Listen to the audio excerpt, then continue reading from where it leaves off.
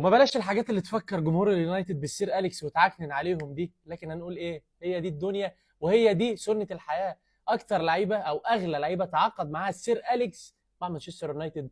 ونقول بسم الله الرحمن الرحيم. مبدئيا كده نجرب روني طالما في انجليز، فروني رقم 4. كلام جميل.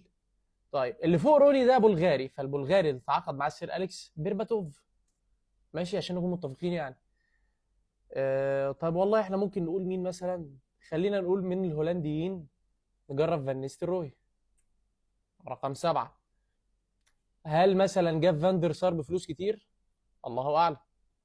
فاندر سار مش موجود. طيب فان بيرسي، روبن فان بيرسي. اوكي هو رقم 6 بالفعل، رقم 6 و7 الهولنديين جبناه.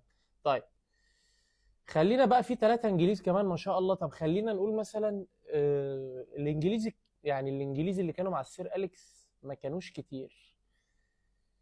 طبعا بيكهام وسكولز طالعين ايه من تحت، فمش هنقول بيكهام وسكولز عشان نختصر الوقت. فاحنا ممكن مثلا هجرب مايكل اوين. ما اعرفش. غلط. طيب ممكن نجرب مثلا آه فيرديناند. هجرب بقى الانجليزي اللي لعبه مع السير اليكس. واو فيرديناند رقم 1. يعني فيرديناند اغلى صفقه تعاقد مع السير اليكس في تاريخه مع اليونايتد.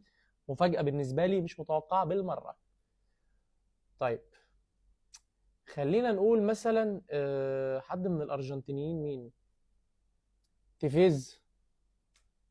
مش تيفيز. اوكي. اوكي. هل يعقل انه فيرون، خوان سيباستيان فيرون. فيرون رقم 2. واو. اتوقع كان جاي من لاتسيو، اتوقع والله اعلم. طيب في لعيب برازيلي، الاخوين فابيو او رافائيل، حد منهم. مش موجودين اصلا. طيب احنا ممكن نقول مثلا اندرسون بتاع نص الملعب بشعر. لا اندرسون مش اندر هيريرا. ايوه ايوه اندرسون رقم 5. نفوق مع بعض كده. في 2 انجليز تاني، واحد برتغالي. هل البرتغالي كريستيانو رونالدو؟ مش كريستيانو رونالدو. طيب حلو قوي. طب خلينا نقول مثلا كاريك، مايكل كاريك. مايكل كاريك رقم 8. كويس. الانجليز بقول لك ما كانوش كتير فصعب ان هم يتجابوا.